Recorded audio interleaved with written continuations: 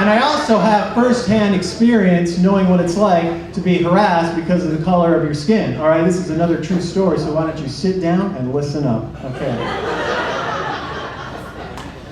I was living outside Detroit in a little town called San Francisco, California.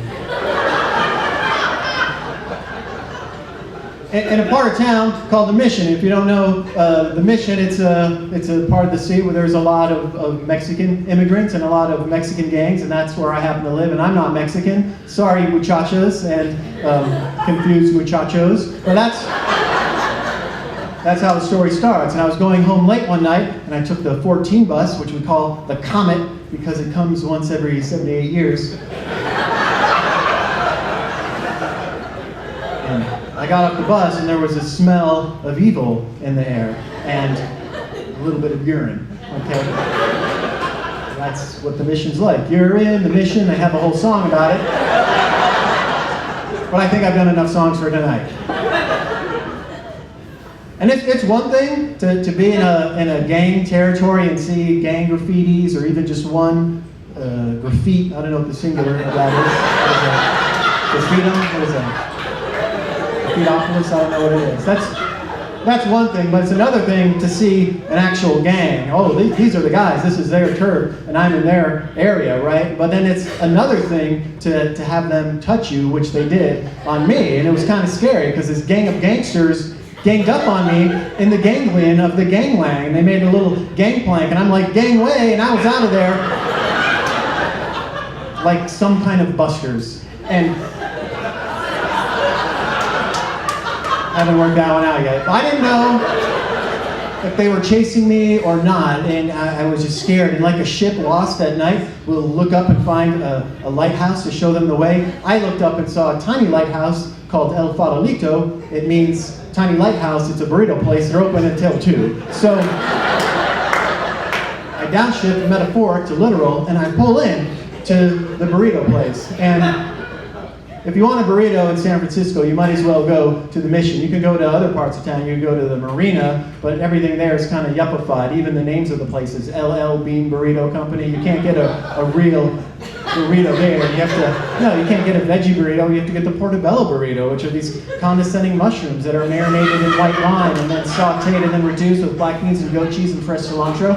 And then it's pureed and put into a pastry bag and squirted into this organic hand-tossed whole wheat tortilla on top of the sun-dried tomato white wine butter sauce. On the sides, a mixed baby green salad, roasted pine nuts, red pepper vinaigrette, and a blue corn polenta with a tequila lime chutney.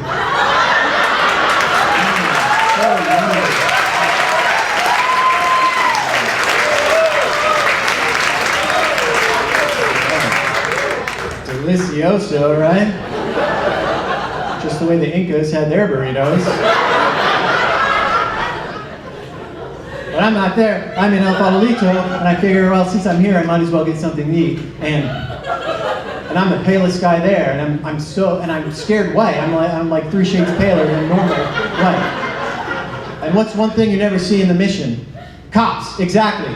Yeah, but lo and behold, who shows up? 2 cops, Officer Lowe from Chinatown and Officer Behold from the Castro District. And they show up, and they said, what's going on? I said, thank God you guys are here. There's a gang. I think they're going to kill me. And these cops were so nonchalant. There was no chalant at all. It was like the chalant delivery guy went on strike that day.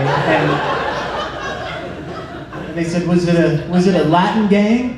And that kind of confused me because we're in a Mexican part of town where people are proud of their Mexican heritage. We're at a Mexican restaurant ordering Mexican food from Mexican chefs with Mexican flags, Mexican tattooed on their Mexican arms, right? But we can't say Mexican because we have some kind of problem with racism. So rather than describe or explain a culture and what makes it different and interesting, unique, we're just going to kind of cover that all up. So I'm sorry, if you're from Mexico, you're not Mexican, now you're Latin. And if you're from Guatemala, you're Latin. If you're from Argentina, welcome to the team. All right,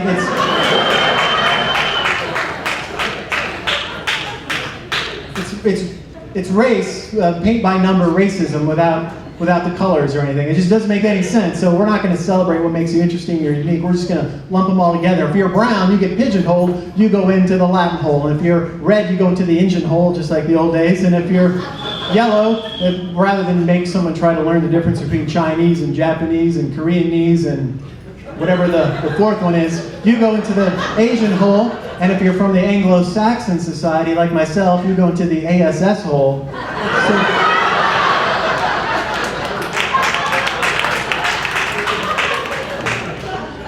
Was it a Latin gang? I don't know, officer. They didn't speak Latin, okay?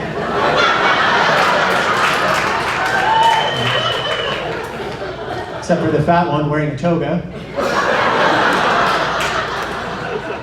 Caveat emptor, Holmes. Carpe diem, cabron. Et tu essay? Yeah, I don't like essay questions either. And I was thinking, why is there this racism in the most diverse state in the country? And it's true. I was watching the History Channel the other day, and sure, it's nothing but repeats. But I learned something fascinating about California. The reason it's so diverse is because they discovered gold 150 years ago, a little piece, that much, and it attracted men from all over the world. And then they were followed by women who follow men who follow money, and that's pretty much how the West was won. Yeah. First the prospectors came, and then the prostitutes came, and then everybody came. Went. Yeah. First the gold diggers, and then the gold diggers, okay? That's why when you look around California, you see all sorts of different kinds of people living side by side. You know, two guys holding hands, gay. Bleach-haired bimbo with a boob job, actress/model. Venice Beach weightlifter and a Humvee governor. So it's a nice...